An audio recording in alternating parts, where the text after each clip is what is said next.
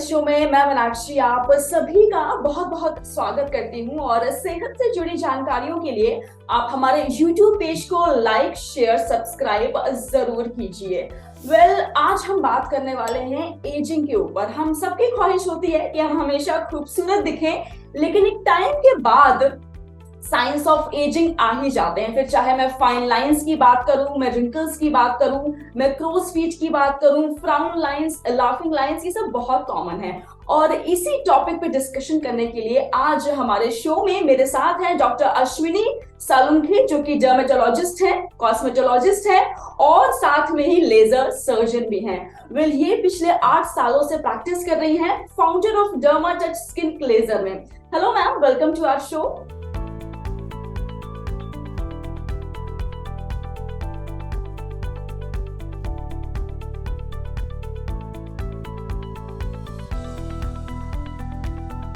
Yes, hello. Thank you so much for inviting me. Ma'am, it's glad to have you on our show. और आजकल ma'am देखा है हमने कि usually क्या होता है, आजकल लोगों में प्री मैच्योर एजिंग आ रही है।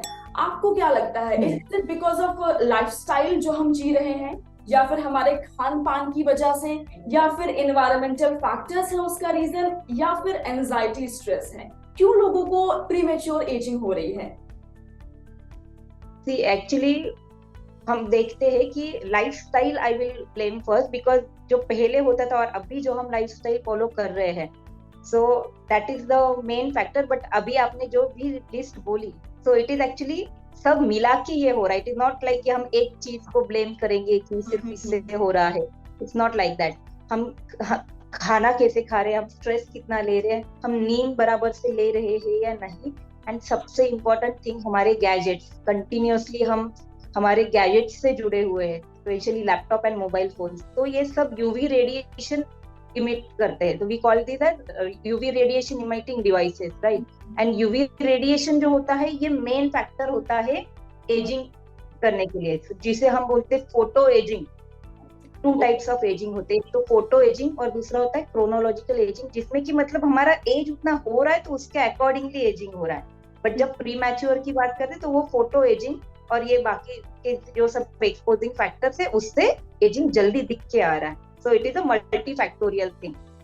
वाओ, बहुत अच्छे तरीके से आपने एक्सप्लेन किया कि 2 तरह की एजिंग होती है। मुझे नहीं पता थी ये चीज, आई एम श्योर बहुत सारे व्यूअर्स को भी नहीं पता थी।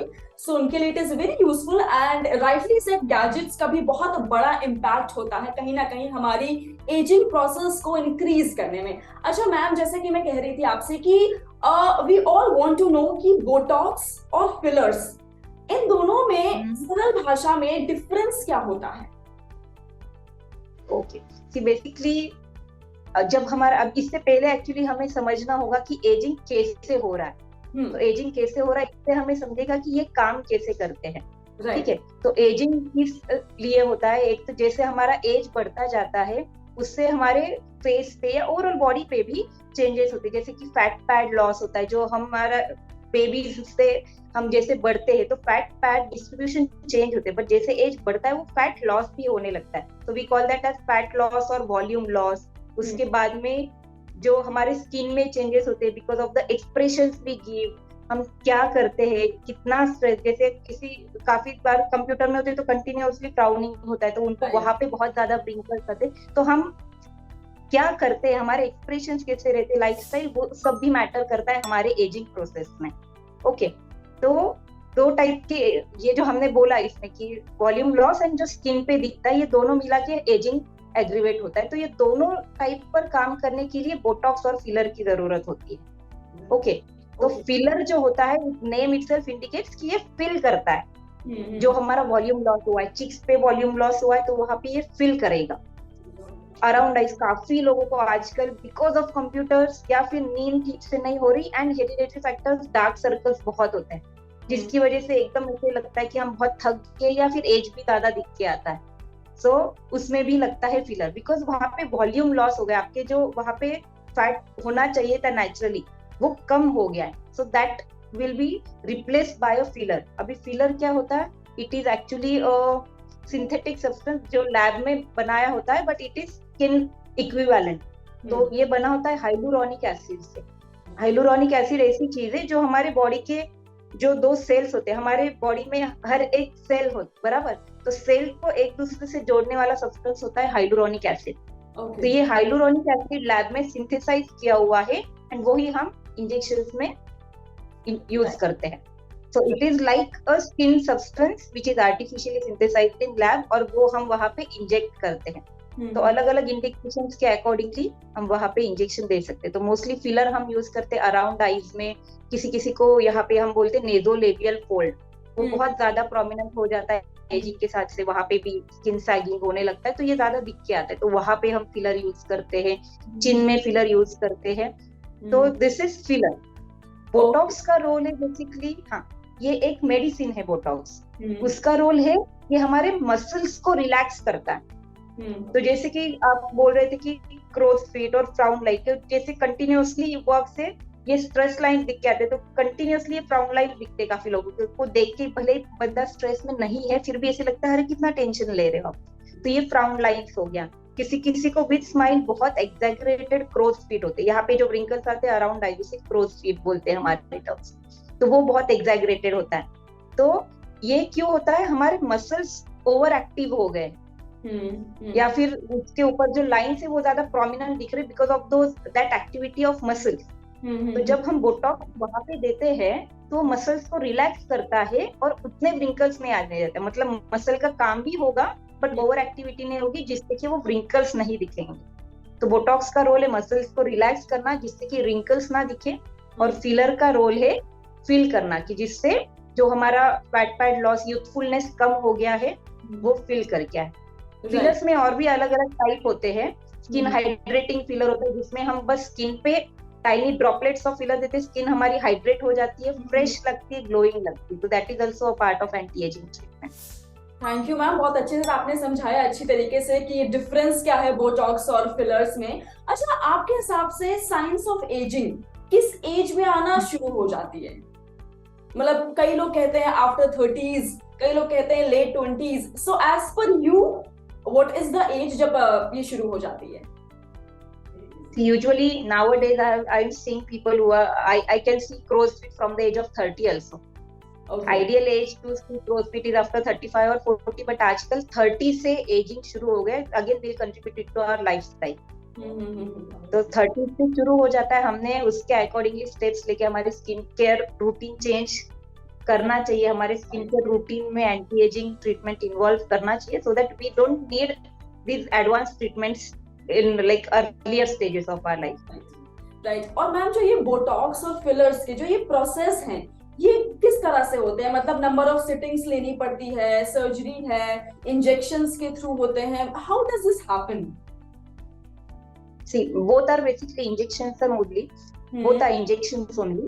Okay. But Botox is like we give very tiny drops of injections. एकदम एक एक ड्रॉप की जैसे, एक्यूपंक्चर की जैसे होता है, ठीक है। फिलर जो होता है we have to give it in bulk, जहाँ पे वॉल्यूम लॉस हो गया तो वहाँ पे हम प्रॉपरली फिल करेंगे अंदर, तो we have to give it in little more quantity.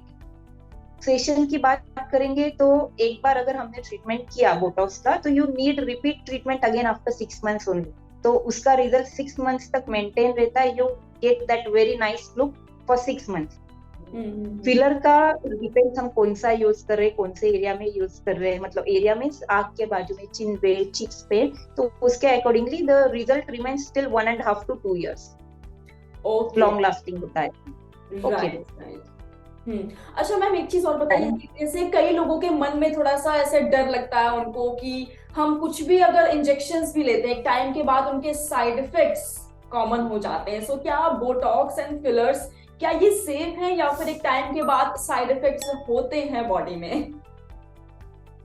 ये बहुत ही इम्पोर्टेंट क्वेश्चन है। सभी पेशेंट जब मोस्टली जब कोई फर्स्ट टाइम करने आता है तो बहुत डरा होता है कि इंजेक्शन ऑफ फेस पे कैसे ले सकते हैं। ओके, सबसे पहले हम शुरू करते हैं इंजेक्शन में दर्द होता है या नहीं, तो बेसिकली व्हाट वी डू, हम एनेस्थीसिया क्रीम लगाते हैं।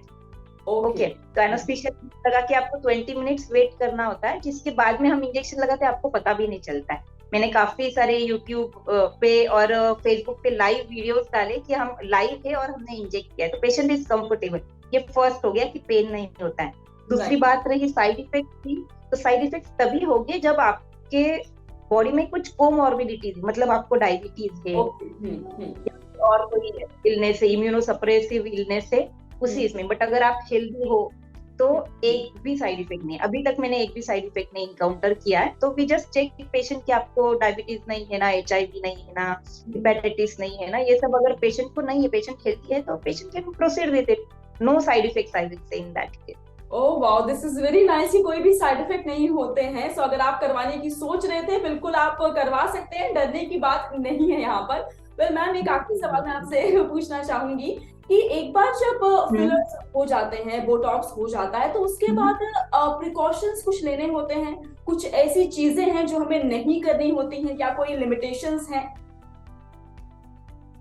बहुत सारे लिमिटेशंस ऐसे नहीं बोलेंगे, बट आप जो भी आपके रूटीन फेशियल्स वगैरह पार्लर सलोन्स में करते वो आपको बंद करने पड़ते, उसकी जरूरत ही नहीं पड़ती है। ठीक है, दैट इज फर्स्ट थिंग। तो हाँ, तो ये हम लिमिटेशन नहीं बोलेंगे, ये बहुत अच्छा प्लस पॉइंट है कि आपको बात। हाँ, और 2 से 4 घंटे के लिए हम कुछ प्रिकॉशन बोलते हैं कि जैसे आपने बहुत गर्म चीज पीनी नहीं है, अपने फेस को सोना नहीं लेना है, स्टीम नहीं लगनी चाहिए, हीट एक्सपोजर नहीं होना चाहिए, वो सब तो बहुत बड़े ऐसे कुछ प्रिकॉशंस नहीं है।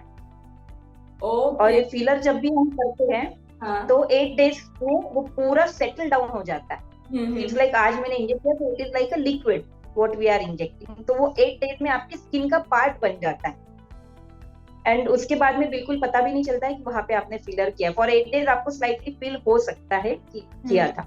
बोटॉक्स में ऐसे भी कुछ भी नहीं, आपको फील ही नहीं होता है कि वहां पे कुछ दिया है, इंजेक्शन दिया है या और anything like that. Okay, thank you so much ma'am. आपने इतने अच्छी तरीके से, इतने सिंप्लीफाइड तरीके से आपने सारे स्टेप समझा दिए और आपने अपने बिजी शेड्यूल से हमारे लिए वैल्यूएबल टाइम निकाला, इतनी इंफॉर्मेटिव नॉलेज सबके साथ शेयर की। Thank you so very much. Thank you so much for the invite. It was very lovely conversation with you.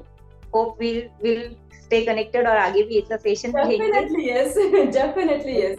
Well देखिए, जीमनी एक ऐसा प्लेटफॉर्म है जो कि एक्सपर्ट्स को आप लोगों के साथ सीधा कनेक्ट करता है। तो अगर आपके मन में भी कोई सवाल है शो को लेके, इस किसी और बीमारी को लेकर, जरूर कमेंट सेक्शन में आप लिखिएगा। और मैं भी आपसे विदा लेती हूँ, नेक्स्ट शो में आऊंगी एक नए मल्टी स्पेशलिस्ट डॉक्टर के साथ। टिल देन अपना ख्याल रखिए, क्योंकि अच्छी सेहत हमारा वादा।